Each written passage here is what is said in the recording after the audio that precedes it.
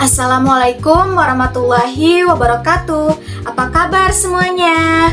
Semoga kalian dalam keadaan sehat walafiat ya. Pada video ini saya akan membahas 3 hal penting dalam perspektif Islam, yaitu demokrasi, kepemimpinan, dan penegakan hukum. Ketiga aspek ini memiliki peran besar dalam menciptakan kehidupan masyarakat yang adil, tertib, dan sejahtera.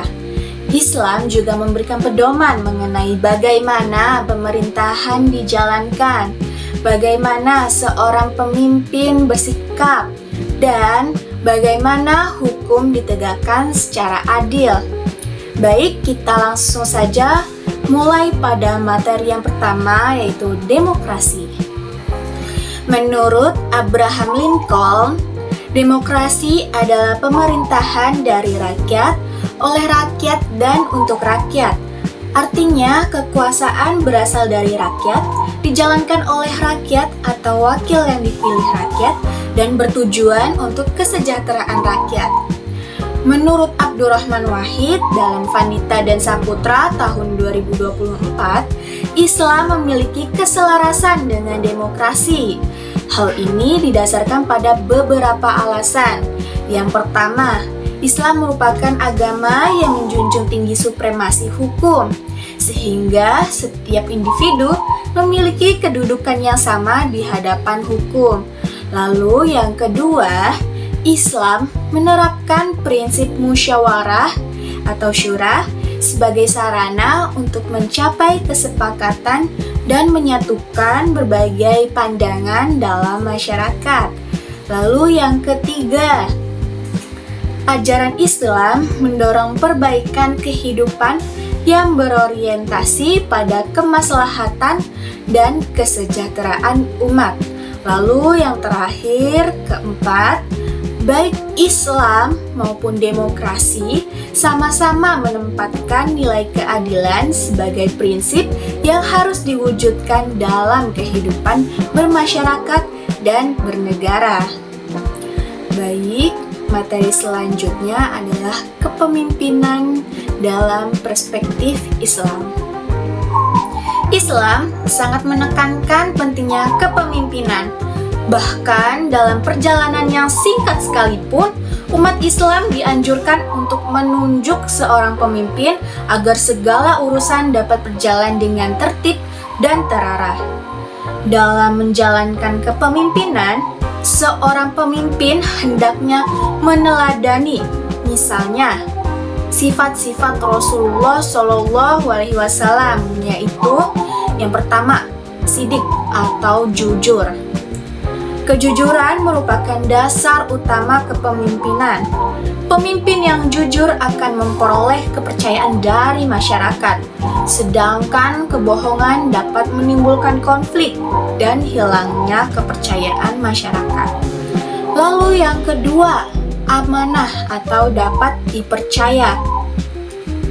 Pemimpin harus mampu menjaga kepercayaan yang diberikan kepadanya.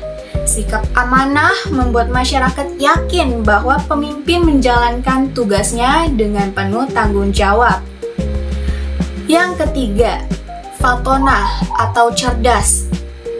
Seorang pemimpin harus memiliki kecerdasan dalam mengambil keputusan dan menyelesaikan berbagai permasalahan.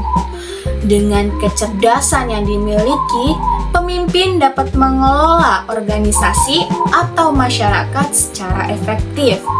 Yang keempat, tablik atau menyampaikan. Pemimpin juga harus terbuka dan mampu menyampaikan informasi dengan jelas, jujur, dan transparan. Keterbukaan akan meningkatkan kepercayaan masyarakat terhadap kepemimpinannya. Baik, selanjutnya materi terakhir mengenai penegakan hukum dalam perspektif Islam. Dalam Islam, hukum memiliki peran penting dalam menciptakan kehidupan yang adil, tertib, dan sejahtera. Penegakan hukum tidak hanya bertujuan memberikan sanksi kepada pelanggar, tetapi juga menjaga hak-hak manusia dan mewujudkan kemaslahatan bagi masyarakat. Oleh karena itu, penegakan hukum dalam Islam harus berlandaskan prinsip-prinsip yang telah ditetapkan dalam Al-Quran dan Sunnah. Prinsip pertama adalah tauhid, yaitu keyakinan bahwa Allah Subhanahu wa Ta'ala merupakan sumber segala hukum. Karena itu, menjalankan dan menegakkan hukum merupakan bentuk ketaatan kepada Allah Subhanahu wa Ta'ala. Setiap pemimpin, hakim, maupun masyarakat harus menjalankan hukum dengan jujur dan amanah. Prinsip kedua adalah keadilan.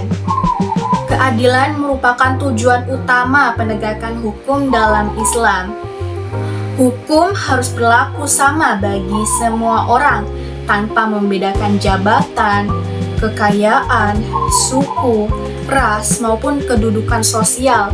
Islam memerintahkan umatnya untuk berlaku adil, bahkan terhadap diri sendiri, keluarga, maupun orang yang tidak disukai. Prinsip ketiga adalah amar ma'ruf nahi munkar, yaitu mengajak kepada kebaikan dan mencegah kemungkaran. Penegakan hukum menjadi salah satu bentuk upaya menjaga ketertiban sosial serta mencegah bentuk kezaliman dan pelanggaran. Prinsip berikutnya adalah kebebasan dan persamaan.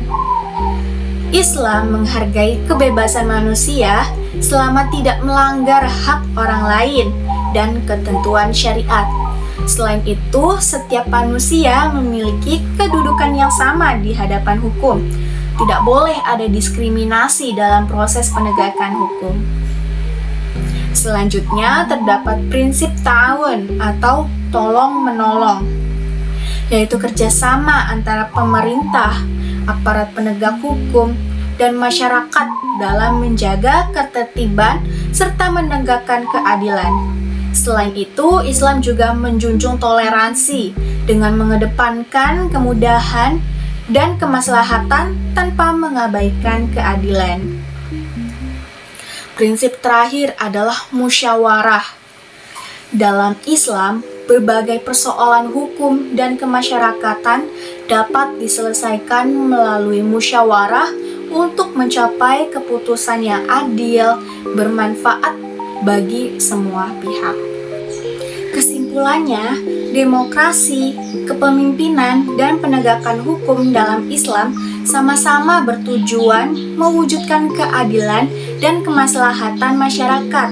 Demokrasi dijalankan melalui musyawarah, kepemimpinan meneladani sifat Rasulullah SAW, yaitu sidik, amanah, fatonah, dan tabligh, sedangkan penegakan hukum berlandaskan pada prinsip-prinsip tauhid, keadilan, mengajak kepada kebaikan, kebebasan dan persamaan, tolong-menolong, toleransi, serta musyawarah. Dengan menerapkan prinsip-prinsip tersebut, kehidupan masyarakat dapat berjalan secara adil, tertib, dan sejahtera. Dengan demikian, pemaparan mengenai demokrasi, kepemimpinan, dan penegakan hukum dalam perspektif Islam. Semoga materi ini bermanfaat dan menambah wawasan kita semua. Saya akhiri. Wassalamualaikum warahmatullahi wabarakatuh.